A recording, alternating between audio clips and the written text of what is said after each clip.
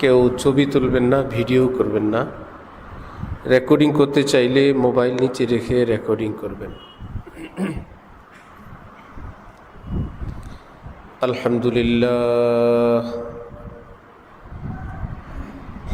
আলহামদুলিল্লাহি ওয়া কাফা ওয়া সালামুন আলা ইবাদিহিল্লাযীনা ইসতাফা, আম্মা বা'দ।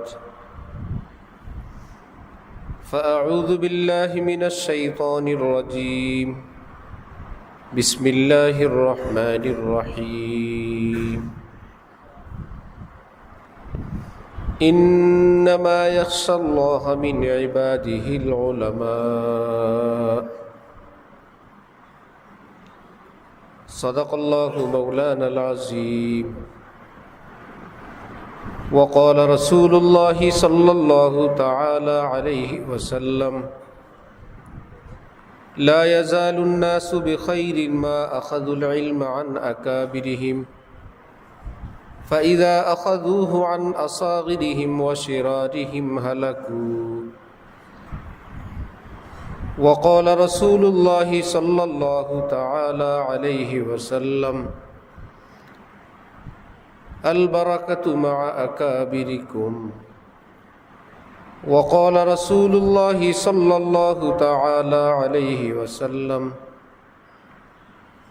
لا تزال طائفة من أمتي منصورين على الحق لا يضرهم من خذلهم، أو كما قال رسول الله صلى الله تعالى عليه وسلم.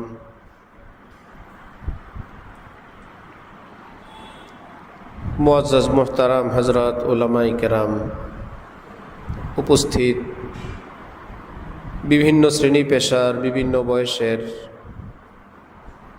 আমার দিন দরদি মুসলমান ভাইয়েরা, অত্যন্ত সৌভাগ্যের বিষয়, অত্যন্ত ভাগ্যের ব্যাপার, একটি দ্বীনি মাদ্রাসার উদ্বোধনী অনুষ্ঠানে আল্লাহ পাক আমাদেরকে হাজির হওয়ার তৌফিক দান করেছেন। অন্তরের অন্তঃস্থল থেকে শুকরিয়া তান বলি আলহামদুলিল্লাহ। কভি আলম গুলিস্তা কভি बीराना होता है, जो होता है बपा से खातिर दीवाना होता है। मोहब्बत दोनों आलम में यही जाकर पुकार आई, कि जिसे खुद यार ने चाहा उसी को याद यार आई। इश्क अव्वल दर दिले माशूक पैदा मी शवद। সরকারি কাজ আগে পাশ হয়, পরে কাজ শুরু হয়। এমন কোনো কাজ সরকারি নাই, কাজ কিছু দূর হয়ে গেছে, এখনো কাজটা পাশ হয় নাই। যদি কাজ শুরু হয়ে যায়, বুঝতে হবে তার পূর্বে অনেক প্ল্যান, প্রোগ্রাম, বিজ্ঞপ্তি, ডিটেলস আলোচনা, কতটুকুন চড়া হবে, কতটুকুন মোটা হবে, কত ইঞ্চি হবে, রড হবে, কত তলা হবে, দূরত্ব কত হবে, একদম সব কিছু। কাজ যখন শুরু হয়, ওই পেপারসগুলোকে সামনে রেখে কাজ চলতে থাকে। দ্বীনি কাজ যদি কোথাও কেউ করে, ব্যক্তিগতভাবে অথবা প্রাতিষ্ঠানিকভাবে,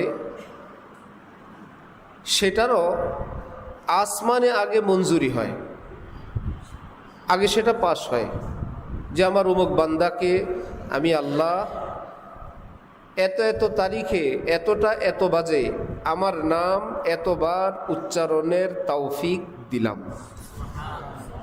এবার সে শুরু করবে। অমুক বান্দাকে দিয়ে আমি এত সালে মাদ্রাসা করব। যিনি করবেন তিনিও জানেন না, তার দ্বারা আল্লাহ পাক প্ল্যান করে রাখছেন। যেই জায়গায় করবেন জায়গাওয়ালাও জানে না, কোনোই কিছুই জানা নাই। কিন্তু আল্লাহ পাক জানতেন কিনা? তিনি জানতেন কত তারিখে সরকার পরিবর্তন হবে, এরপরে কে রাষ্ট্রপ্রধান হবে, আমাদের কারো জানা ছিল? আল্লাহ পাকে জানা, সব জানা ছিল। তারপরে কে আসবে, সে কতদিন থাকবে, কি আসবে, আমরা একটা ধোঁয়া আর অন্ধকার অস্পষ্টতার মধ্যে আছি। আল্লাহ পাক আলিমুল গায়েব, তিনি সব কিছু আগেই জানেন। সুতরাং দ্বীনি কাজ যতটুকুন হয় এটা আল্লাহ পাকের রহমতে হয়, আল্লাহ পাকের মঞ্জুরিতে হয়। হযরত মাওলানা কারি ইব্রাহিম সাহেব রহমতুল্লাহি আলাইহি, নোয়াখালীর মানুষ, চাঁদপুরের কচু অঞ্চল দিয়ে কোথাও যাচ্ছেন, জংলা ঝাড়ের ভিতর দিয়ে, বললেন এই জায়গা থেকে এলেমের ঘ্রাণ আসে। এই জায়গাটা কার, তোমরা একটু খবর নাও তো। খবর নিয়ে জানা গেল জায়গাটা হিন্দুদের। হিন্দুর জায়গায় ওনার এলেমের ঘ্রাণ আসে। হ্যাঁ, যাদের নাক আছে তাদের কাছে ঘ্রাণ আসে। আমার শায়েখ ঢালকানগরের হজরত আরিফ বিল্লাহ হজরত মাওলানা শাহ আব্দুল মতিন সাহেব দামাত বারাকাতুহুম খাদেম চা দিলেন। হজরত বলেন যে ভাই, চায়ের মধ্যে ঠান্ডা পানির গন্ধ আসে, কাঁচা পানি না? হজরত পানি 3 বার ফুটাইছি। হজরত বলেন ভাই, কাঁচা পানির ঘেরান আমি পাই, তুমি বলো 3 বার ফুটাইছ। পরে জানা গেল কাপ ধুইছে ঠান্ডা পানি দিয়ে। কাপের মধ্যে একটু ঠান্ডা পানি ছিল না, ওই দিয়ে চা দিছে। ওটা তো নাকের ল্যাবরেটরিতে ধরা খাইছে। কারি ইব্রাহিম সাহেব বললেন এলেমের গন্ধ আসে, জায়গা কার? হিন্দুদের। বিক্রি করবে? করবে। কত? এত কিনো। জায়গা কিনলেন, দরবেশরা ছিল সাথে, জায়গা পরিষ্কার করা আরম্ভ করলেন। কি জানি একটা উঁচু জায়গা, বিল্ডিংয়ের মতো দেখা যায়, ছাদ ভাঙা, বট গাছ, বিভিন্ন গাছ গাছালি কাটতে কাটতে ভিতরে তাকায় দেখে বাঘের বাচ্চা, বাঘ তার বাচ্চাকে দুধ খাওয়ায়। দৌড়। হযরত বললেন ভাই দৌড়ানোর কি আছে, চলো দেখি। গিয়ে দেখেন এটা পুরানো একটা মসজিদ, সেটা আজও আছে, এখনো আছে উজানিতে। কারি ইব্রাহিম সাহেব পাশে দাঁড়াইলেন, বললেন যে দেখো, আল্লাহর ঘর আবাদ করার কোনো আল্লাহর বান্দারা তেমন ছিল না এখানে, এখন তো আল্লাহর বান্দারা আসছে, আল্লাহর ঘর আবাদ করবে বাঘেরা, তোমরা এখান থেকে আল্লাহর ঘর খালি করে যাও। বাঘ তার বাচ্চাকে কোলে নিয়ে বাইর হয়ে চলে গেছে। সেখানে উজানি মাদ্রাসা। ঘেরান আসছে হিন্দুর জায়গায়, আল্লাহ পাক যে কবুল করে রাখছেন। হযরত ওমরের রাডারে ওহী নাজিল হওয়ার আগেই কেবল বাজে, যদি এটা হইতো, এটা হইতো, এটা হইতো, কাম হয়ে গেছে। আল্লাহ, তো কোথায় কি হবে? বিশেষ করে দ্বীনি কাজ আল্লাহ পাকের রহমতে হয়, আল্লাহ পাক যাকে দেন তিনি করেন। কওমি মাদ্রাসার অপর নাম দেওবন্দি মাদ্রাসা। কেউ দেওবন্দি মাদ্রাসা বলে, কেউ কওমি মাদ্রাসা বলে। বেশ কম হলো এই পুরো পৃথিবীতে একমাত্র প্রতিষ্ঠান যেখানে এলেমের পাশাপাশি আমলের চর্চা এবং পাহারাদারি করা হয়।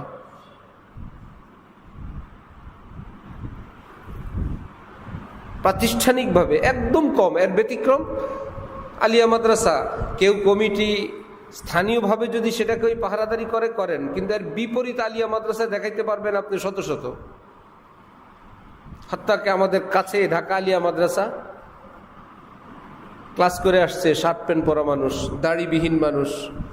এই পরিমাণ শার্ট প্যান্টওয়ালা লোক বসে পেশাব করতে পারে না বলে তাদের জন্য মাদ্রাসা কর্তৃপক্ষ দাঁড়ায় পেশাব করার জন্য অনেকগুলো কমোড লাগায় রাখছেন।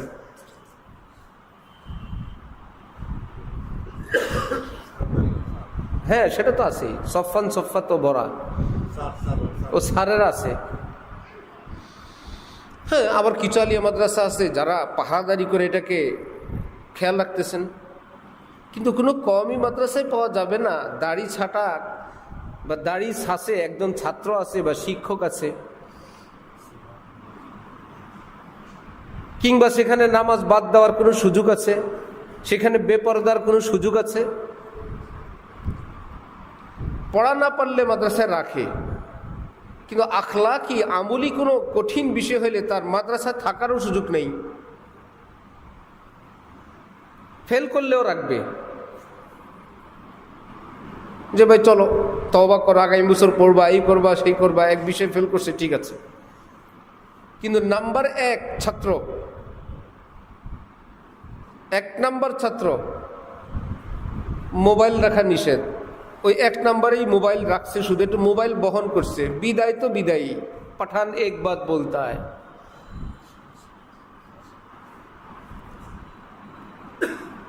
হযরত শেখুল ইসলাম তাকি উসমানী সাহেব দামাত বারাকাতুহুম বললেন, এক সময় দেওবন্দের ব্যাপারে প্রসিদ্ধ ছিল, কেউ গিয়ে আসলে বলতো দার মাদ্রাসা খানকা দিদেম। ভাই দেওবন্দে গেলাম না, কোনো পীর সাহেবের খানকায় গেলাম, মনে যেন সব আমল করার জন্য আসছে মাদ্রাসায়। সবাই চোখে পানি, সবাই নামাজ, কি আদব, কি নুরানি চেহারা, কি সুন্নত, বাকি টাইম পড়ে। পড়ার ফাঁকে ফাঁকে যে কাজগুলো সব অত্যন্ত তরতিবের সাথে সাজানো গুছানো পরিপাটি। হযরত থানবীর সর্বশেষ খলিফা ছিলেন শাহ আবরারুল হক সাহেব রহমতুল্লাহ আলাইহি। ওনার মাদ্রাসায় কেউ গেলে হঠাৎ জিজ্ঞাসা করতেন, আজকে কি কোনো রাজা বাদশাহ আসবে? কেন পুরা মাদ্রাসা এইভাবে সাজানো গুছানো? বলেন তো, দুনিয়ার রাজা বাদশার দাম ইসলামিক দৃষ্টিতে বেশি না তালেবে ইলমের দাম বেশি? তালেবে ইলমের দাম বেশি। তালেবে ইলমের পায়ের নিচে ফেরেশতারা নূরের পর বিছায়, যা আপনি এই কার্পেটের উপর দিয়ে রাস্তা দিয়ে হাঁটবেন না, আপনি আমার পরের উপর দিয়ে যান। আপনি মাদ্রাসায় পড়েন, কোরআন শরীফ পড়েন, আল্লাহ আমাদেরকে পাঠাইছেন, আপনি জমিনে হাঁটবেন না, আমরা পর বিছায় দিব, পরে পরে পরে পরে আপনি হেঁটে যাবেন। আপনি পাশ দিয়ে গেছেন, ঠিক আছে, এই কবর আযাব আপনার সম্মানার্থে বন্ধ করে দেয়া হইল।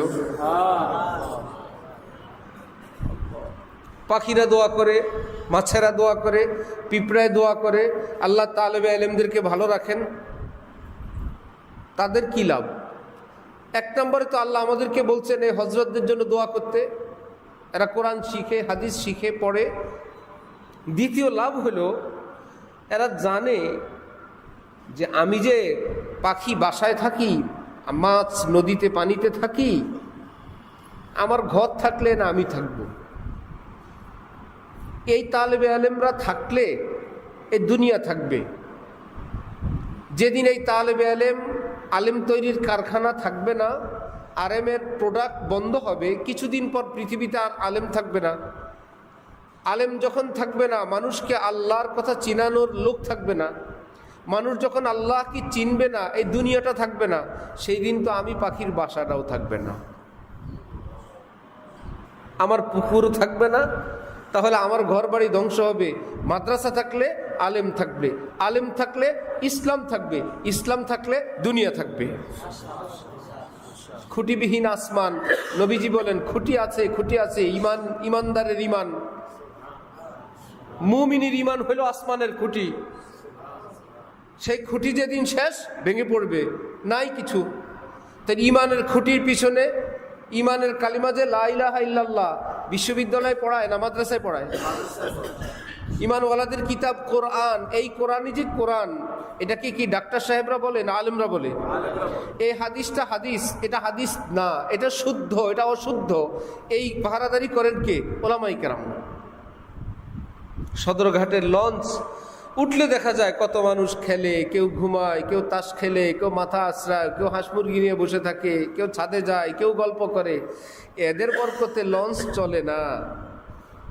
তালাশ করলে দেখা যাবে একদম গভীরে লঞ্চের তলায় কঠিন আওয়াজ এবং গরম, ওই জায়গায় 2-3 জন লোক থাকে যারা ইঞ্জিনের কাজ করে।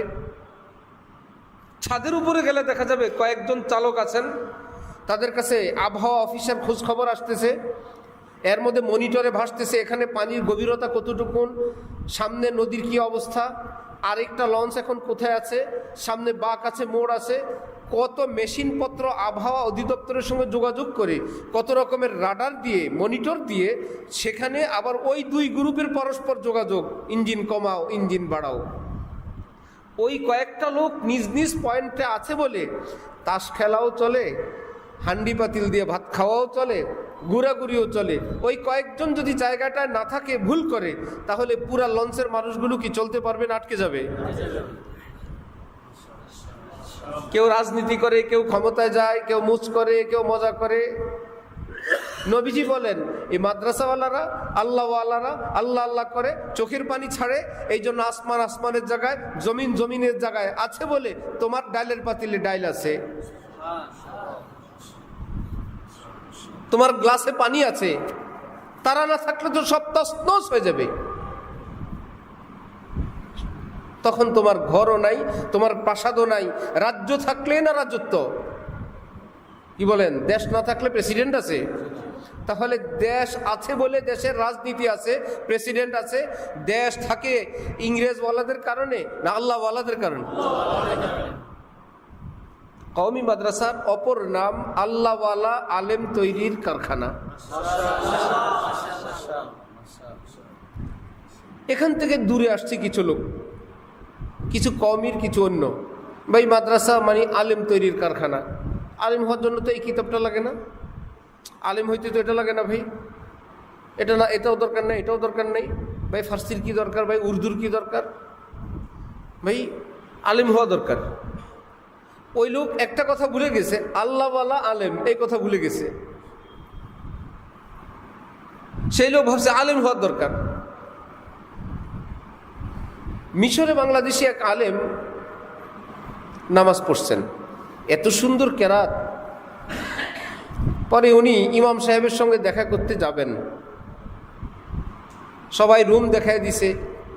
একজন লোক বের হইছেন, বললেন আমি ইমাম সাহেবের সঙ্গে দেখা করব। বললেন যে বলেন। সরি, আমি ইমাম সাহেবের সঙ্গে একটু আগে যিনি নামাজ পড়াইছেন তার সঙ্গে কথা বলবো। বলল সেটা আমি, আপনি বলেন। বাঙালি বললেন যে আপনি মনে কিছু নিয়েন না, আমি যে ইমামের পিছনে নামাজ পড়ছি ওনার দাড়ি ছিল, আমি তার সঙ্গে দেখা করব। ওই ব্যক্তি হেসে দিয়ে বললেন, ও বাঙালি দাড়ি খোঁজো, ওগুলো আলাদা দাড়ি, ওগুলো মসজিদে রেখে আসছে। তুমি কোত্থেকে এসো? এইবার আমি মিশরের কিতাবের মেলায় গেছিলাম কিতাব আনতে, এই গত ফেব্রুয়ারিতে। কিতাবের মেলায় ইমাম সাহেব একজন নামাজ পড়াইলেন, সালাম ফিরাইলেন। তো উনি বের হয়ে যাবেন, এখন দ্বিতীয় জামাত হবে, কিন্তু মুসল্লি অনেক। এই জন্য ইমাম সাহেব দ্বিতীয়বারে ওই মুসল্লিদেরকে নামাজ পড়ানোর জন্য ওই আবার দাঁড়ায় আছে।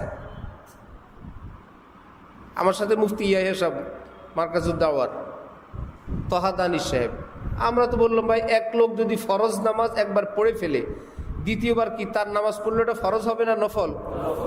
ইমাম সাহেব তো জোহরের নামাজ পড়াইলেন, এখন উনি মুসল্লিদেরকে আবার পড়াবেন। ওনার ফরজ তো হয়ে গেছে, ওনারটা তো এখন হবে নফল, মুসল্লিরটা ফরজ। ইমাম নফল হইলে, মুসল্লি ফরজ হইলে নামাজ হবে? ইমাম তো জায়গায় দাঁড়ায় আছে, দ্বিতীয় গ্রুপ ওনার পিছনে নামাজ পড়ে ফেললো।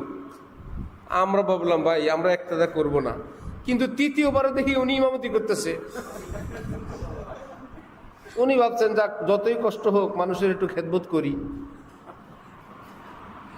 তো মুফতি ইয়াহিয়া সাহেব বললেন এভাবে হবে না, ইমামতি দখল করা লাগবে। কি করা যায়? ওই বেটা শুধু সালামটা ফিরাইছে, উঠে দ্বিতীয়বার প্রস্তুতি নেওয়ার আগে সালামটা ফেরানোর সাথে সাথে একদম নামাজের জায়গাটার পিছন থেকে মুফতি ইয়াহিয়া সাহেব বলে আল্লাহু আকবার, আল্লাহু আকবার, এই বলতেছে আর ইমামের জায়গার দিকে হাঁটতেছে।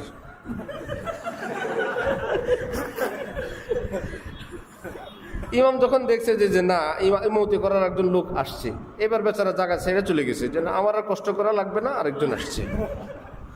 আমি মুফতি সাহেবরে বললাম ইমামতি দখল করার ভালো পদ্ধতি জানেন তো আপনি? একামত দেয় আর সামনে আগায়।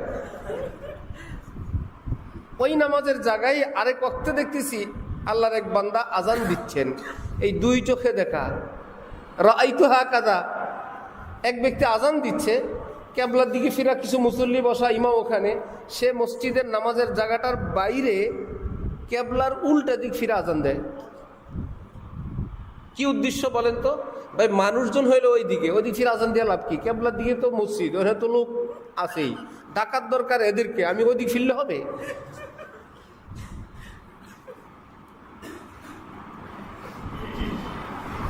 আচ্ছা, বড় এক বিশ্ববিদ্যালয় আছে ইসলামী, সেখানে সেই দেশে, সেখানে গেলাম। আমাদের মুফতি ইয়া সাহেবের মাদ্রাসা তহা দানিশ সাহেব আমাদের আগে চলে গেছেন।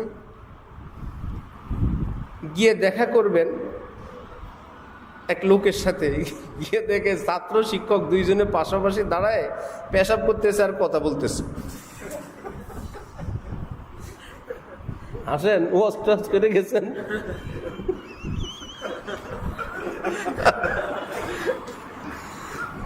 আমরা গেলাম ওই জামিয়ার কেন্দ্রীয় মসজিদে।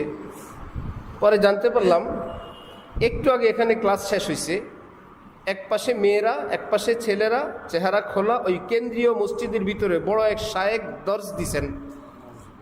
আমি এমন কোনো ইমাম খমিনীর শহরের নাম বলছি না, সুররামান রা, যেই শহরটা কোথায়, শহরটা গোপনে কোথায় আছে, এক জায়গায় আছে। আমি এমন কোনো গল্প বলছি না, আপনি যাচাই করতে পারবেন না, এমন কোনো গল্প না যে হুজুর কোথায় আছে, এক জায়গায়, কোন জায়গায়, সুররামান রা, শহরটা কই গোপনে, এরকম ঠিকানা তো বলছি না। কেন্দ্রীয় মসজিদের ভিতরে মেয়েরা একদিকে, ছেলেরা একদিকে, দর্শ হয়, ছুটি হয়, সবাই চলে যায়। এলেম আছে অনেক। আর আমাদের বাংলাদেশি কিছু ছাত্র ওখানে আমাদের মাদ্রাসায় নাহবি মির পড়তো, হেদায়েতুন্নাহ পড়তো, চুরিদারি করে কিভাবে গিয়া হুজুর আলহামদুলিল্লাহ ভর্তি হয়েছি। কি রে ভাই, এত বড় মাদ্রাসায় ভর্তি হইল। এখন আমরা গেছি বিমানবন্দরে, আমাদেরকে সংবর্ধনা দিতে আসছে, ডরে ভয়ে আসে না। এখন আমার এই তহাদান হিসেবে বসে থাক, বিদেশের বাড়ি এরা আসছে, আপনি একটু কথা কন, আপনি একটু কথা বলেন, আপনার জন্য আসছে, আপনার ছাত্র পরিচিত, বিশাল বাহিনী, 7-8 জন, যতগুলো শয়তান, মোবাইল চালাতে পারে না দেশে, চুল রাখতে পারে না, ট্রাউজার পরতে পারে না, সবটি ওখানে গেছে।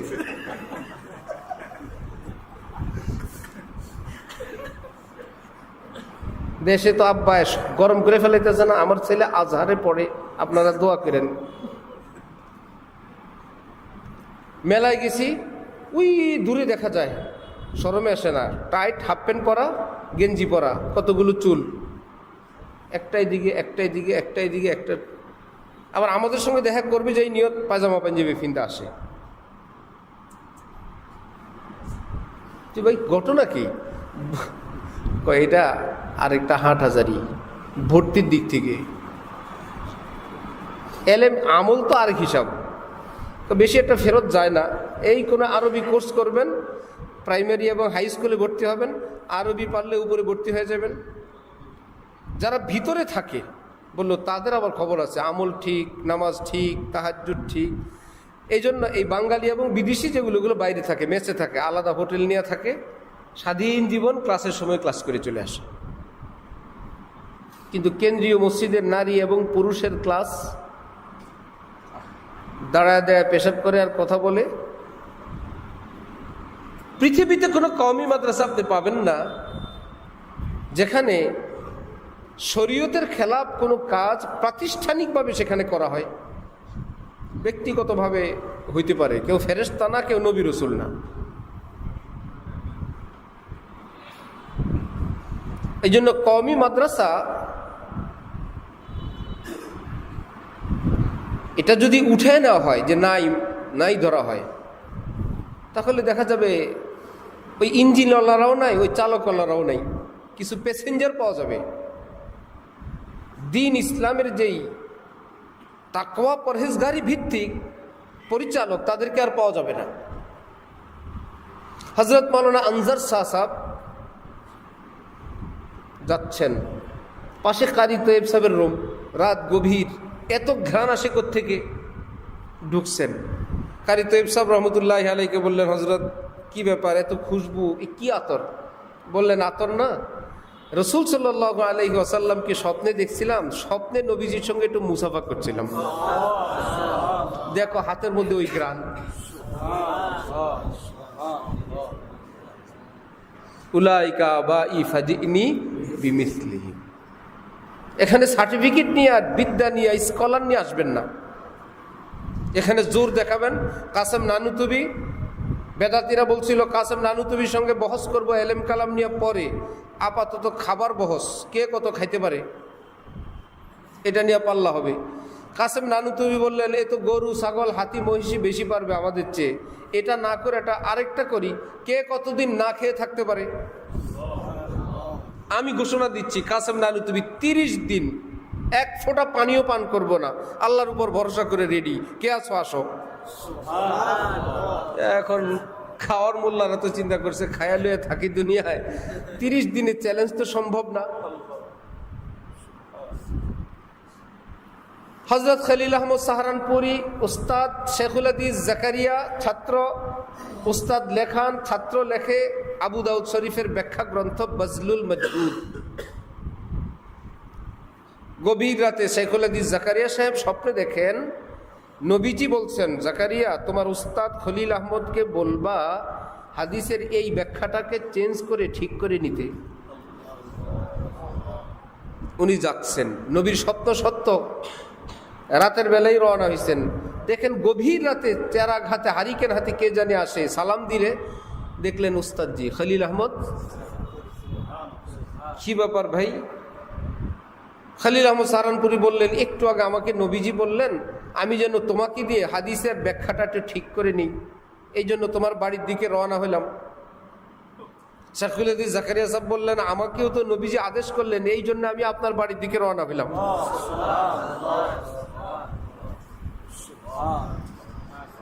এলেম দিয়ে, শুধু এলেম দিয়ে ডিগ্রি দিয়ে কেউ পাল্লা দিতে আসবেন না।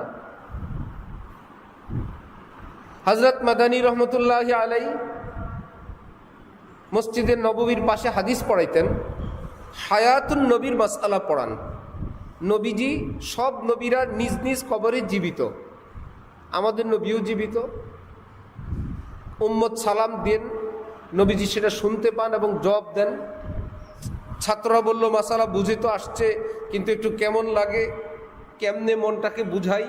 এক পর্যায়ে হযরত মাদানী বললেন আরে মিয়াই তো দেখো, হাত দিয়ে ইশারা করলেন, উপস্থিত সকল ছাত্রের নবীজির জিয়ারত নসিব হয়ে গেছে।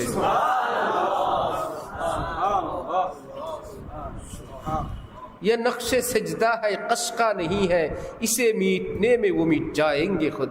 ये नक्शे सजदा है कशका नहीं है। হিন্দু নারীর কপালের সিঁদুর মুছে অভ্যাস হয়ে গেছে, খবরদার কারো সেজদার দাগ মুছতে এসো না। সিঁদুর আর সেজদার দাগ এক জিনিস না, সিঁদুর মুছতে পারবে, সেজদার দাগ মুছতে আসলে যে মুছতে আসবে সে মুছে যাবে। মিটাইতে আসলে মিটে যাবা, ইসে মিটনে মে ও মিট যায়েঙ্গে খুদ। মিটাইতে আসলে মিটে যাবা। যারাই পৃথিবীতে আলেম ওলামা ইসলাম ধ্বংস করতে আসছিল, আল্লাহ পাক তাদেরকে নিশ্চিহ্ন করে দিয়েছেন। সেজদাওয়ালা আছে আগের জায়গায়। হাকিমুল উম্মত হযরত থানবীর মাথা নিতে পাঠাইছে, মোল্লাগিরি করে বেশি, ভারত ভাঙ্গে পাকিস্তান বানাইতে চায়। হুজুর যাও তো, কিলাররা আসছে। হাকিমুল উম্মত থানবী রওনা হয়েছেন খানকা থেকে মসজিদের দিকে তাহাজ্জুদ পড়বেন। হঠাৎ মনের ভিতরে আশরাফ আলী যায়ও না, ওহি তো আসে না, এক আওয়াজ এলহাম। হযরত থানবী বসে গেছেন, ভাই কেমন? একটু পরে হঠাৎ মিনজানিবিল্লাহ হিম্মত, যে যাও আমি আল্লাহ দেখব। আবার হারিকেন হাতে রওনা। একটু সামনে গেলেই ডাকাতরা বড় বড় ছুরি নেয়া হযরত থানবীর সামনে দাঁড়ায়, এক নজর তাকাইতেই হাত থেকে অস্ত্র পড়ে গেছে। কাঁপতে কাঁপতে কোন রকম জীবন নিয়ে ভাইকে তারা পালায় চলে গেছে। গিয়া বলল কার মাথা আনতে পাঠাইছেন? তার চেহারা দেখে আমাদেরই তো আমরা আতঙ্কিত হয়ে গেছি, কোথায় অস্ত্র, কোথায় আমরা। এদের সঙ্গে পাল্লা দিতে আসে, কেউ বুখারী শরীফ পড়ে আসে, কেউ হুজুর হয়ে আসে, কেউ মৌলানা সাহেব হয়ে আসে, যে উনিও মৌলানা আমিও মৌলানা। আকাবির দেওবন্দের এলেম এবং আমল এবং তাদের নিয়াবতে রসুলের অবস্থান, উম্মতের দরদ এবং ব্যালেন্সপূর্ণ ফতোয়া এবং মাসআলা মাসাইল, কোনো বাড়াবাড়ি নেই, কোনো কমাকমি নেই। হাজী আমদাদুল্লাহ মুহাজির মক্কি রহমতুল্লাহি আলাইহি ইংরেজদের বিরুদ্ধে যুদ্ধ করে যখন বাহ্যিক জয় অর্জন মুশকিল, আত্মগোপনে চলে গেলেন নবাব রাও আবদুল্লাহর বাড়িতে। উনি ভাবলেন যে আমার বাড়িতে রাখলে ইংরেজ যদি ঘেরাও দেয়, ওই দূরে বাড়ির এক পাশে একটা ছোট্ট ঘর করে ওখানে রাখছে। কেউ জানি বলে দিছে এই বাড়িতে মুসলমানদের লিডার হাজি আমদাদুল্লাহ মুহাজির মক্কি আছে। তারা চতুর্দিক থেকে ঘেরাও দিছে। ভিতরে লিডার গিয়ে নবাব সাহেবের সঙ্গে আগের থেকে খাতির, এই কথা সেই কথা বলে না, কেন আসছে সব আল্লাহ আপনার রুমগুলো অনেক সুন্দর, বাড়ি অনেক সুন্দর, এই কথা বলে সব ঘুরে ফিরে দেখা শেষ। হাজি সাহেব নাই। ইংরেজ জালেম বলে ওই ঘরটা কি? নবাব সাহেব একটু আগে হাজি সাহেবকে রেখে আসছেন। বললেন ওখানে আমার ঘোড়া আছে, আস্তাবল, ঘোড়ার পাশে একটা ঘর, আমি একটু বসি, চলেন তো দেখি। ওই ঘরে হাজি সাহেব। এখন ইংরেজ সহ গেছে, গিয়ে দেখে একটা জায়নামাজ, একটা তসবি, হাজি সাহেব নাই। ইংরেজ লজ্জিত হয়েছে যে আমি পুরা বাড়ি খুঁজছি, তথ্যদাতার তথ্য ভুল, বাইকে চলে গেছেন। নবাব সাহেব পিছনে পিছনে ওই ঘরে গেলেন। ঘটনা কি? আমার হজরতকে আমার বাড়ির থেকে নিবে, এত বড় বেইজ্জতি। গিয়ে দেখেন তিনি জায়নামাজে। হজরত একটু আগে আপনি কোথায় ছিলেন? আমি এখানেই ছিলাম, আমি তো দেখছি তোমরা দুইজন আসছিলে যে।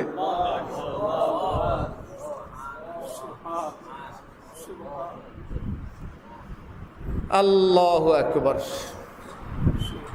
এক মাসআলা এই নিয়ে হাজি আমদাদুল্লাহ মুহাজির মক্কি বলেন একটা, ওনার মুরিদ খলিফা রশিদ আহমদ গঙ্গুহি বলেন আরেকটা, যে কোনো এক মাসালায়। এখন হযরত গঙ্গুহি বললেন, আচ্ছা নবীজি যদি আপনারে বলে দেন আপনি মানবেন? হাজি সাহেব বললেন আমি তো মানবো, তুমি মানবা? আমিও মানবো। বিসমিল্লাহ, চোখ বন্ধ করো। আল্লাহর ওলিদের এক তবকা আছে যারা বিশেষ আমল করলে, খাস এক কাইফিয়তে চোখ বন্ধ করলে আল্লাহ পাক তাদেরকে নবীজির জিয়ারত করে দেন। দুজন ওই তবকার, ওই স্তরের আলেম, হযরত গঙ্গুহিও হযরত হাজি সাহেব। চোখ বন্ধ করলেন দুজন। একটু পরে খুলে হযরত হাজি সাহেব বলতেছেন, কি বললো আমার ব্যাপারে দেখলা? কি বলছে? বললে নাই ইস বুড্ডে কো মত ছেড়ো, আমার পিছনে পড়তে তোমারে না করছে না? আমি যা করি আমারে নিষেধ, তোমারে বললো না ইস বুড্ডে কো মত ছেড়ো, এই বুড়ার সমালোচনা করবো না, বুড়া যা করে করুক। বলে নাই তুমি কেবল আমারে ফতোয়া দাও, আমি উল্টা। হযরত রশিদ আহমদ গঙ্গুহি বললেন আমার ব্যাপারে আপনারা কিছু বলে নাই? আমার ব্যাপারে নবীজি বললেন নাই জওয়ান जो कह रहा है बिल्कुल सही कह रहा है? এই জওয়ান মুফতির ফতোয়া সঠিক, নবীজি আপনারা বলে নাই। বাকি আমারে বলছে আপনার পিছে লাগতে না, এটা আলাদা বিষয়। ফতোয়া আমারটা সঠিক বলে নাই।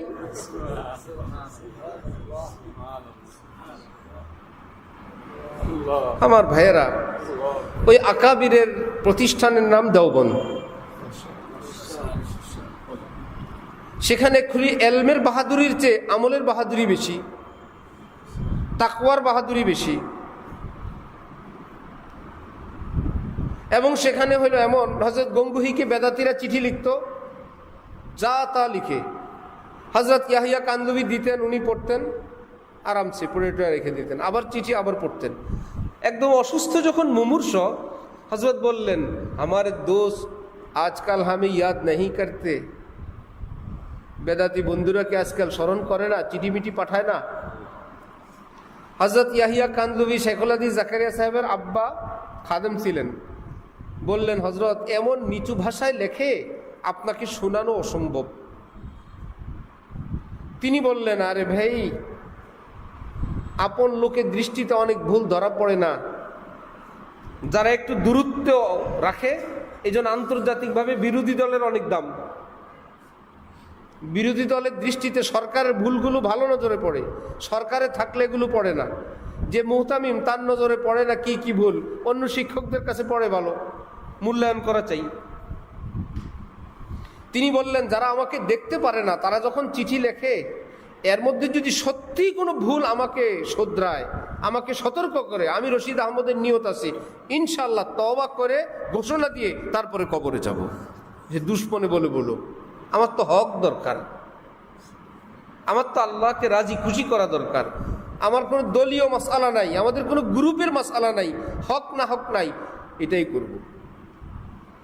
আমার শাইখ ঢালকানগর হযরত মাওলানা শাহ আব্দুল মতিন সাহেব দামাত বারাকাতুহুম শরীয়তে পাকের আজমতের চোটে একদিন জোশের ঠেলায় বললেন, সারা জীবন করাচি হজরতের নাম নেই, আরিফ বিল্লাহ হযরত মাওলানা শাহ হাকিম আক্তার, আমার শায়েখে যদি সুন্নত শরীয়তের খেলাফ বলে কোনোদিন, সেই শায়েখের কথাও আমি মানব না।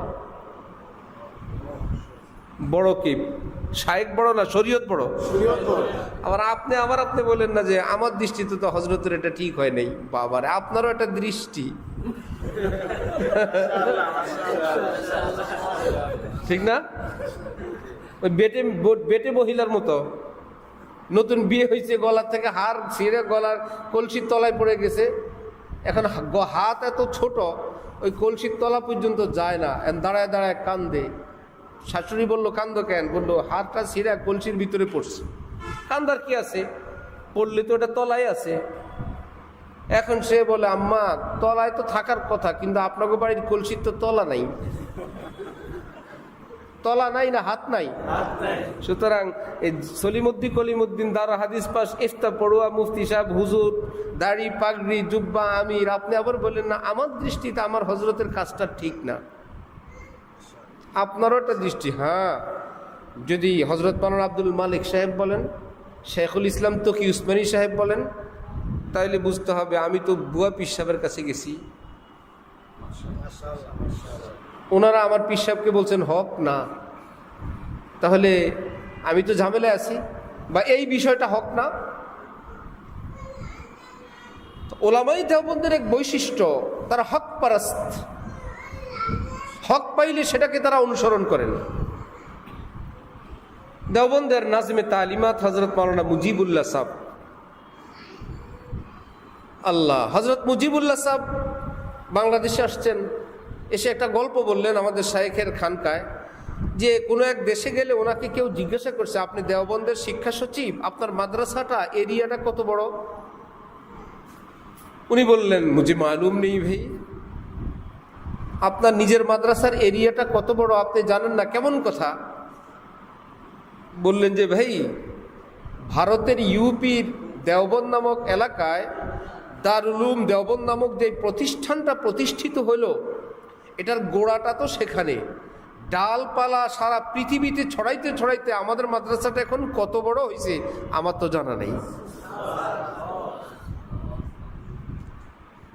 সারা পৃথিবীর সব কওমি মাদ্রাসা দেওবন্দের শাখা, সব শাখার ভিতরে যত দূরে যাক, আম গাছের ডাল যত বড়ই হোক, কি ধরবে? আম ধরবে। গোপালগঞ্জ আছে শতবর্ষী আম গাছ একটা, আমরা দেখতে গেছি, চতুর্দিক থেকে হেলে পড়ছে, পড়ে টড়ে আবার উঠছে, প্রত্যেকটা ডালই একটা গাছের মতো, কিন্তু পুরা গাছই কি এক পাশে জাম না পুরাটাই আম? দেওবন্দের শাখা যেখানেই যাবে ওটাই একটা দেওবন্দিয়ত নিয়ে থাকবে। এক নম্বরে আহলে সুন্নাত ওয়াল জামাত, দ্বিতীয় নম্বরে হানাফি মাযহাব, তৃতীয় নম্বরে এলেম এবং আমলের চর্চা, চতুর্থ নম্বরে উম্মতের দরদ। সুবহানাল্লাহ। এত সব বৈশিষ্ট্য নিয়ে, আরো সব বৈশিষ্ট্য নিয়ে থাকবে। এটা দেওবন্দ, এটা দেওবন্দের শাখা। শাহ আবরারুল হক সাহেব রহমতুল্লাহি আলাইহির মাদ্রাসায় কেউ গিয়ে বলল, রাজা বাদশাহ আসবে? বলল, না, আমাদের এখানে সব সময় এমনই থাকে। তালেবে ইলমদের জন্য এতটা পরিপাটি পরিচ্ছন্ন, বলল এমনই থাকে সব সময়। অজুখানা ফ্রেশ, ইস্তেঞ্জাখানা ফ্রেশ, পরিচ্ছন্ন। আমরা চাই আমাদের কাছে মাদ্রাসায় তালেবে ইলম আসুক, ধনী শ্রেণীর ছেলেরা আসুক, শিক্ষিত লোকেরা তাদের ছেলে দেখ। আমাদের সেরকম আয়োজন করা দরকার। তারা যখন এসে আমাদের ওয়াশরুম, আমাদের থাকার জায়গা, আমাদের পরিবেশ দেখে, সেই ব্যক্তি মনে করে যায় এই মাদ্রাসায় কিছু দান অনুদান দেওয়া যাবে, ছেলে দেওয়া যাবে না। তাহলে মাদ্রাসাটা কিসের উপযুক্ত হইল? অনুদানের উপযুক্ত। ওই লোকের সন্তানের উপযুক্ত হইল না। ওই লোক যদি 100 বছরও অনুদান দেয়, তার ছেলে কি আলেম হবে? আর ওই লোক যদি একটা ছেলে দিয়ে যেত যে হ্যাঁ এখানে আমার ছেলে থাকতে পারবে, তাহলে তার ঘরে একজন মুফতি সাহেব দিয়ে দিলাম, খিলগাঁও এক মাদ্রাসায়, ছোট্ট মাদ্রাসায়, বাচ্চা তার মাকে বলছে তুমি আমাকে নিতে আসবা না। কেন? সবাই বোরকা পরে আসে, তুমি বোরকা পরো না, আমি শরম পাই। এবার বলেন তো, মা এখন বোরকা কিনছে, ওই মা জীবনে বোরকার ওয়াজ আর শোনে নাই, বহু শুনছে, কাজ হয় নাই। ছোট মুফতির ফতোয়ায় সোজা হয়ে গেছে। সে বাবারে বলছে তুমি মাদ্রাসার কাছে আসবা না, দূরে দাঁড়ায় থাকবা, অথবা আসবাই না। কেন বাবা? তোমার দাড়ি নেই আর শার্ট প্যান্ট পরে আসো, আমি শরম পাই। বাবা সুন্নতওয়ালা হয়ে গেছে, জামা পায়জামাওয়ালা হয়ে গেছে। আরেক ছাত্র বলছে আমি বন্ধে বাসায় আসবো না। কেন? তোমরা টেলিভিশন চালাও, গান শুনো, এগুলো গুনাহ, আমি গুনার ভিতরে যাব না।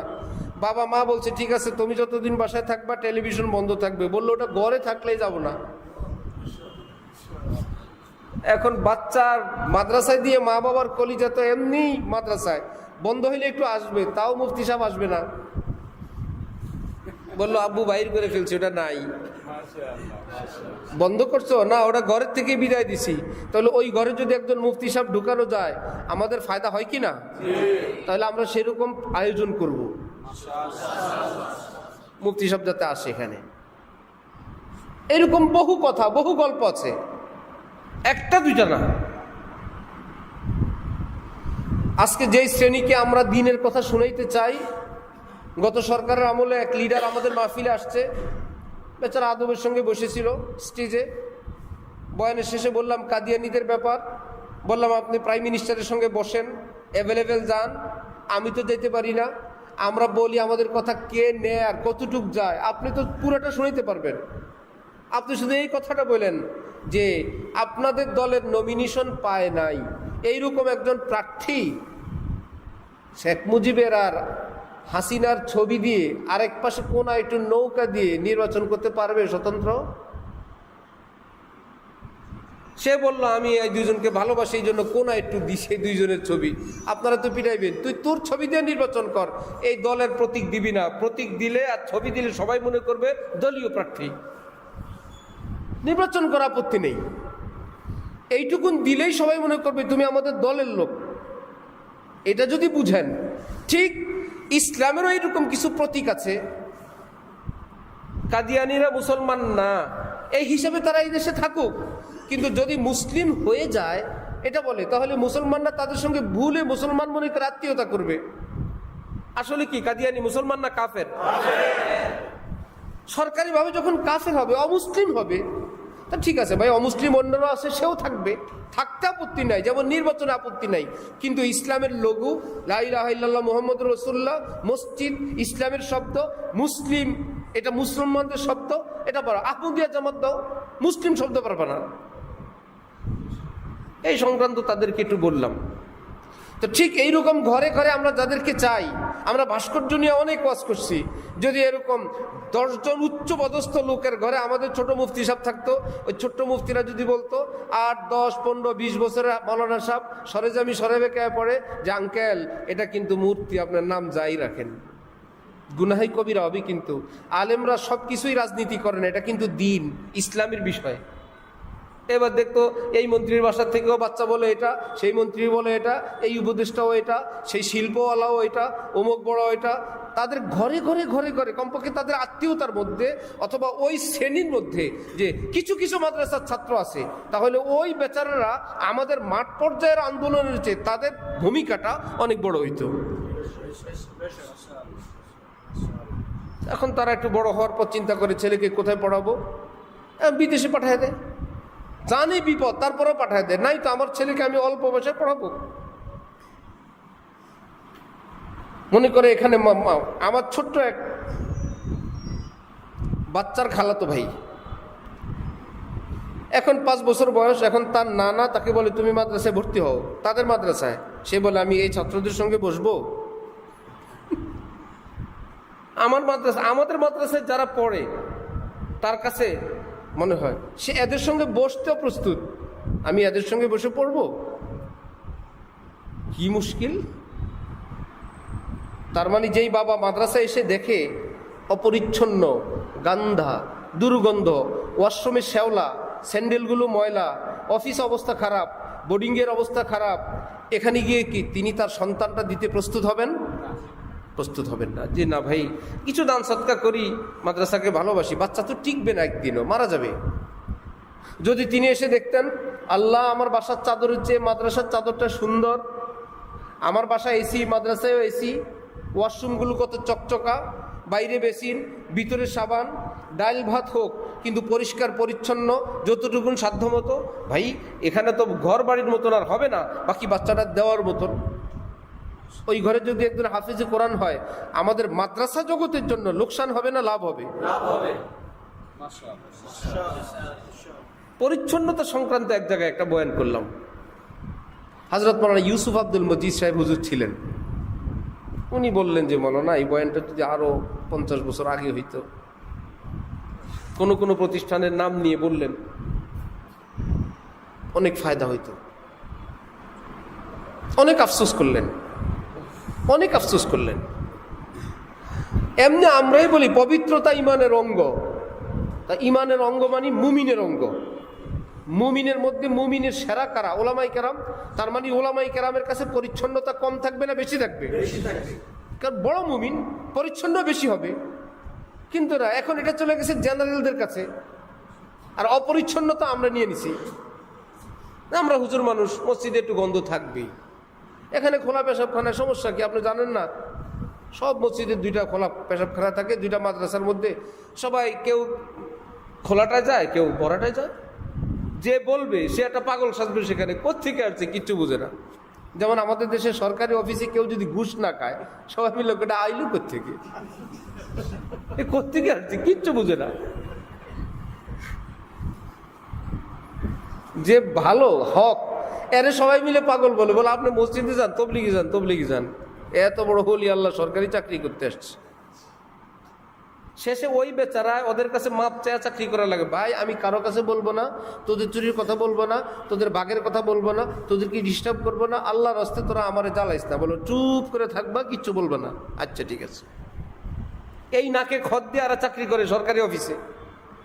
তা আমাদের মসজিদ মাদ্রাসায় এসে যদি কেউ বলে ভাই খোলা বাথরুম এটা ইসলামের শিক্ষা না, খোলা পেশাবখানা, আমাদের মাদ্রাসাওয়ালারা কি বলবে? কোত্থেকে আইছে এটা বলবে কি না? নতুন হুজুর। অথচ হাদিস শরীফে কি আছে? আন্নান নবী সাল্লাল্লাহু আলাইহি ওয়াসাল্লাম ইযা আরাদাল মাযহাবা আবআদা হাত্তা লা ইয়ারাহু আহাদ। নবীজি যখন ইস্তিনজা করবেন এত দূরে যেতেন আর কেউ দেখতো না। তার বসাটা কেউ দেখতো না, উঠাটা কেউ দেখতো না, ইস্তিনজা করাটা কেউ দেখতো না। একদম মসজিদের গেটের সামনে সব জনগণ দেখে যাবে, পাশ দিয়ে গেটে ঢুকবে, অপর পাশে ডাইন বাম পাশে খোলা পেশাবখানা। একে তো চরম গন্ধ, আরেক হলো শরম হায়ার খেলাপ। পেশাব করতেছে আওয়াজ দেখা যায়, পানি খরচ করে দেখা যায়। একজনে দাঁড়াইলে যে বসা থাকে সে আনিজি ফিল করে, পিছন দিক থেকে অর্ধেক দেখা যায়।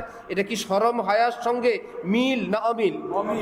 আল হায়া উশবাতুম মিনাল ঈমান। কলেজে পড়ায় না মাদ্রাসায় পড়ায়? আমরা পড়ায় টড়ায় শরমের ক্ষেত্রে আমাদের কোনো খোঁজ খবর নেই। আগে গ্রাম দেশে বাথরুম কই থাকতো? ঘরের ভিতরে না বাইরে? ভাই ইস্তেঞ্জা করবে কেউ স্বাধীনভাবে, কারো পেট ভালো না, কেউ প্রবেশ করতেছে বের হইতেছে, কত রকমের ব্যাপার। ভাই এটা দূরে, জায়গার সংকীর্ণতার কারণে এটা আসছে ঘরের ভিতরে। আসার পরেও পুরান ঢাকায় পুরাতন বাড়ি যাদের বাড়া, ওইটাকে তারা একটু আড়াল আবডাল করে দিছে, ওটা বারান্দায়। ভাই কেউ যাবে, কেউ ইস্তেঞ্জা যাবে, এটা কেউ দেখবে না, দেখবে যে বারান্দার দিকে যাচ্ছে।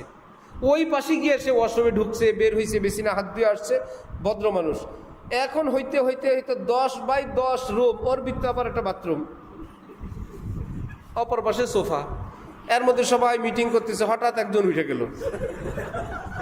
এবার উনি এখন যাচ্ছেন, সবাই দেখতেছে বুঝে বসে। এখন উনি ভিতরে পানি ছাড়ছেন, বদনাটা ভরে আসছে। হ্যাঁ, এখন চলে আসবে, এই যে ফ্লাশিং হয়েছে, এখনই চলে আসবে। বাইরের থেকে আন্দাজ করতে পারে ভিতরে কি ঘটনা ঘটতেছে। পরের জন প্রস্তুতি নিয়ে নেয় যে এখন উনি শেষের দিকে, হয় কি না? এটা যে শরম হায়ার খেলাফ, এটা আমরা ভুলেই গেছি। একদম ছুটিতে চলে গেছে, এটা ফিনিশ। এর মধ্যে যদি খোলা হয় পেশাবখানা, আবার আরেক দেশে তো দুইজন খাড়ায় পেশাব করে আর কথা কয়। আবার আমাদের দেশে আছে টিস্যু পেপার ব্যবহার করে, শুনছে পেশাব শুকাইতে হবে, এই জন্য লেফট রাইট ডাইনে পা মারে বামে মারে, অপশন থেকে লাভকে আরেক হাত দিয়ে মেসওয়াক করে, পায়জামার ফিতা গলা ঝুলে দিয়ে হাঁটতে থাকে। এর মধ্যে একজনের সঙ্গে দেখা হয়েছে মেসওয়াকটা মুছে কামড় দিয়ে আরেক হাত দিয়ে মুসাফা করে ফেলতেছে।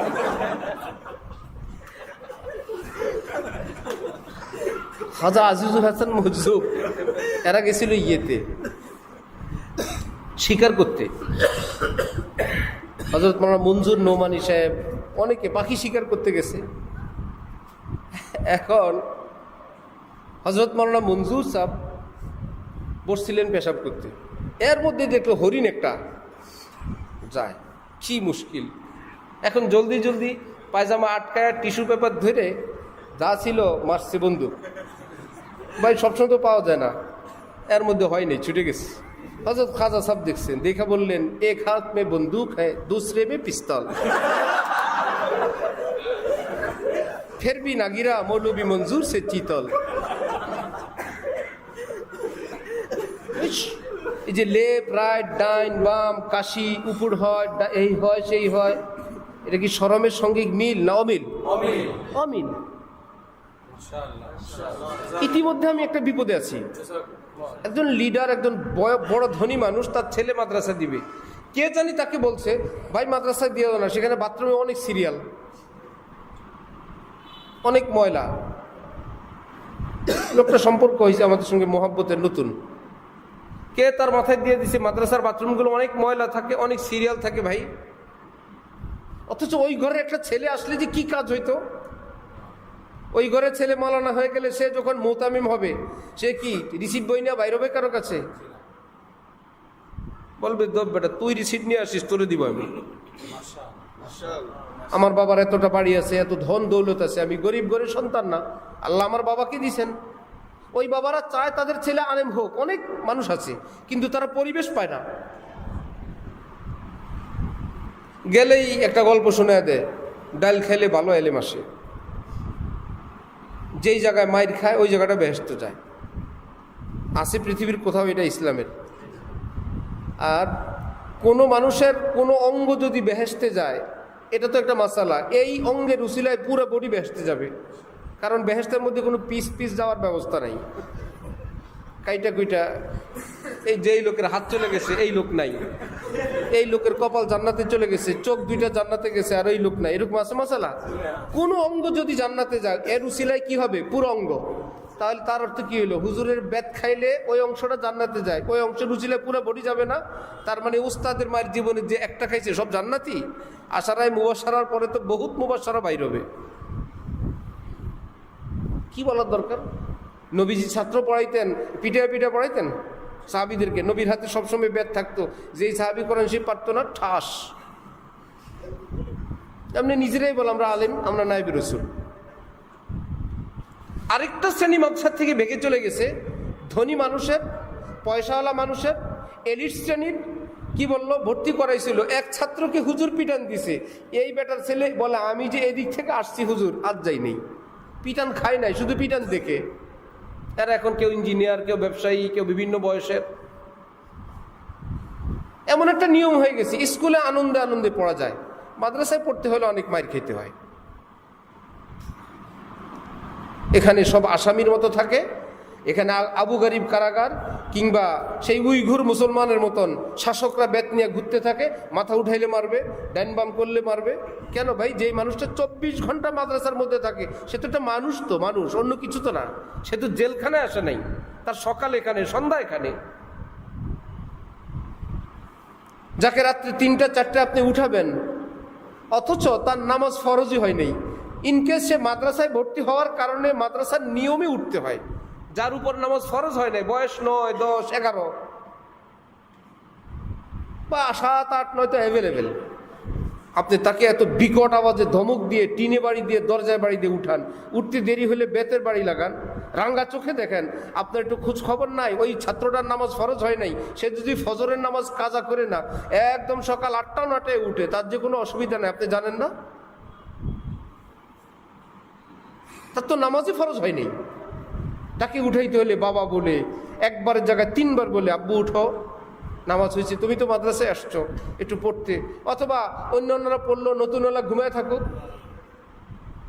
তোমরা পড়ো ভাই, সে নতুন আসছে বা তার এখনো অভ্যাস হয় নাই, তোমরা তোমাদের জায়গায় পড়ো, তাকে এক পাশে ঘুমাইতে দাও, সে ছোট মানুষ, আছে এই মানবতা?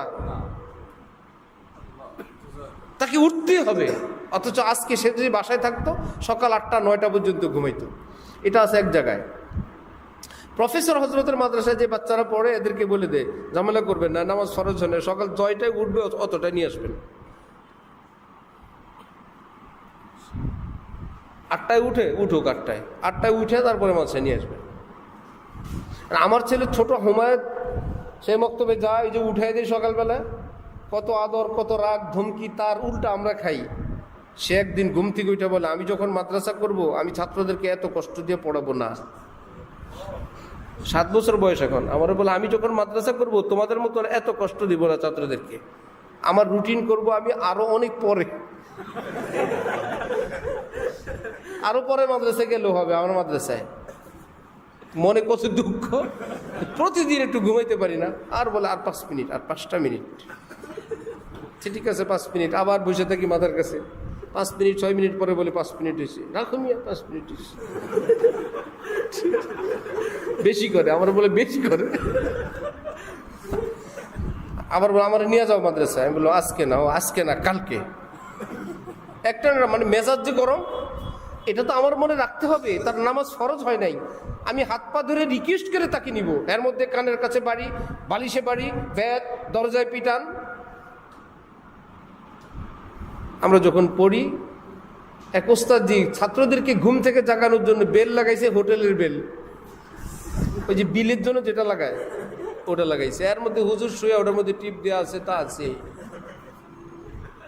মাত্র ঘুমাইলাম, ঘুম থেকে ওই আওয়াজটা দিলে কেমন, কোন ছাত্র জানি ওই বেলের উপরে সাদা কষ্টিপ লাগাই রাখছে। এখন হুজুর দেয় বেল, তো আওয়াজ হয় না, গলা, বেলের গলা ভেঙে গেছে, নিচের থেকে দেখাও যায় না, কি এক মুশকিল। এর মধ্যে হুজুরের বাথরুমে কে জানি একটু বালতিরা ব্যবহার করতে গিয়ে কেমনি ভেঙে গেছে। আর হুজুর রুমের ভিতরে করতেছে, আমার বিরুদ্ধে লাগছে, বদদোয়া দিয়ে বশীভূত করে দিব, সব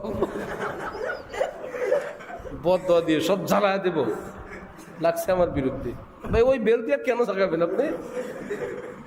এখন উনি আইন করছেন, কেউ ঘুম থেকে উঠতে দেরি করলে 5 বার কান ধরে উঠা বসা, সবকে বসতে যদি দেরি করে 10 বার, তারানা পড়তাম আয় খোদায় পাকে রহমানুর রহিম, তারানায় যদি কেউ না যায় তার 10 বার, তারানা যে পড়া বেশি আটকাইলে 10 বার।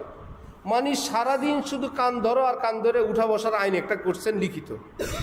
অন্য এক উস্তাদ, উনি বলেন, বাবারে যে অবস্থা, ভর্তি হয়ে কান ওনার কাছে দিয়ে দিলেই বলে, ওনার যখন দরকার টিপ দিয়ে নিবে, এটা অমুকের কান, এটা অমুকের কান, সারাদিন শুধু কানের উপর হামলা। আমরা অনেক দূরে চলে গেছি আমরা।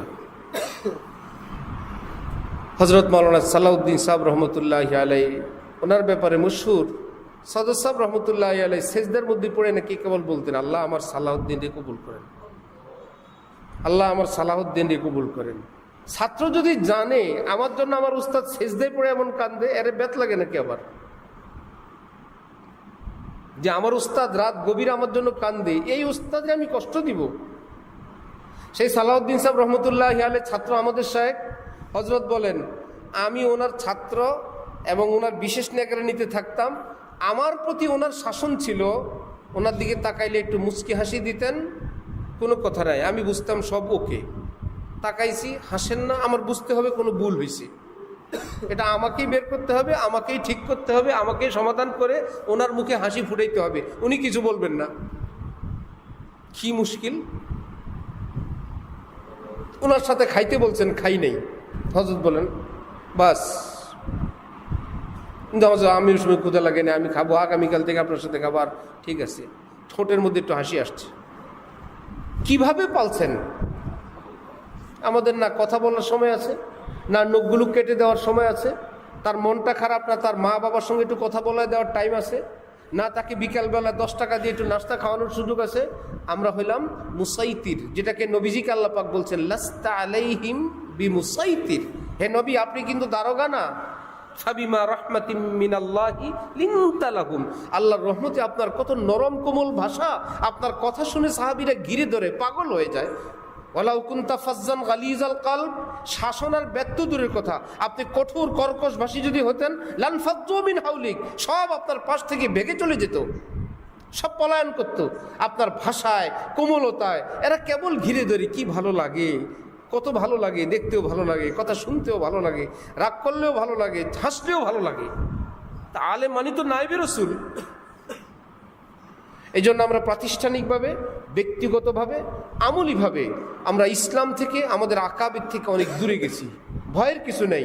রুস্তুমে খফতা হয় তু কসবন নেহি হ্যায়, খাম তেরা জাগনে মে দের হ্যায় ফির ওহি হ্যায় দম তেরা। আমরা যদি আবার জাগি, আমরা আমাদের সে ঐতিহ্য, আমাদের দিন, ইমান, তাকওয়া, দরদ, ছোটদের স্নেহ এবং আকাবির বুজুর্গানি দিনের তালিমের উপর থাকি, ইনশাল্লাহ মুহিউসুন্নাহ আবরারুল হক সাহেব রহমতুল্লাহ আলাইহি বলতেন, যেই মাদ্রাসায় কোরআনের তাজিম হয় আল্লাহ ওই মাদ্রাসা হেফাজত করবেনি। যে এখানে আমার কোরআনকে বহুত ইজ্জত করে, আমার কোরআন সহিশুদ্ধ পড়ে, কোরআনকে উপরে রাখে, খুশবুদার গেলাপের মধ্যে রাখে, কোরআনকে কি সম্মান করে, ওই কোরআনের বরকতে ওই ঘরকে, ওই মাদ্রাসাকে আল্লাহ কবুল করবেন। আল্লাহ আমাদের সবাইকে কবুল করেন। মাদ্রাসার প্রতিষ্ঠাকালীন বয়ান, মানুষ কত সুন্দর সুন্দর কথা বলে, আর আমি কি বলতে গিয়ে অনেক এলোমেলো কথা বলে ফেললাম। আল্লাহ আমাকে আপনাদের সবাইকে মাফ করেন। সত্যিকার অর্থে মাদ্রাসা যেমন হওয়া দরকার, সাধ্যের মধ্যে, সামর্থ্যের মধ্যে রেখে আল্লাহ আমাদেরকে তেমন মাদ্রাসা পরিচালনার তৌফিক দান করেন। আল্লাহ উস্তাদ, ছাত্র দিয়ে, অভিভাবক এবং হিতাকাঙ্ক্ষী দিয়ে কিয়ামত পর্যন্ত আবাদ রাখেন, ভরপুর রাখেন। যারা ঘর ভাড়া দিলেন আল্লাহ তাদেরকেও শান্তিতে, রহমতে রাখেন, ইজ্জতের সাথে রাখেন। ওয়া আখিরু দাওয়ানা আনিল হামদুলিল্লাহি রাব্বিল আলামিন।